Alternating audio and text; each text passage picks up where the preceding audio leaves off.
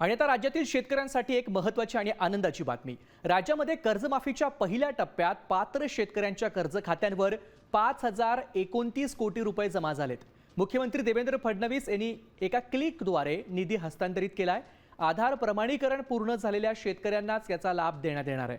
उर्वरित पात्र शेतकऱ्यांचं प्रमाणीकरण पूर्ण होताच रक्कम टप्प्याटप्प्याने जमा होईल। तसंच लाभार्थी शेतकऱ्यांना तातडीनं खरीप पीक कर्ज देण्याचे निर्देश देखील राज्य सरकारनं बँकांना दिलेत।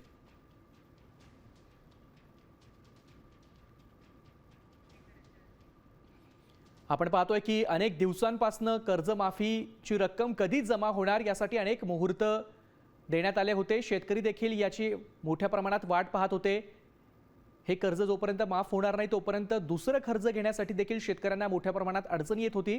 मात्र आज कर्जमाफीचा पहिला हप्ता वितरित करण्यात आलाय। लाभार्थी शेतकऱ्यांच्या खात्यामध्ये एकूण 5029 कोटी रुपये एका क्लिकद्वारे फडणवीसांनी जमा केलेत।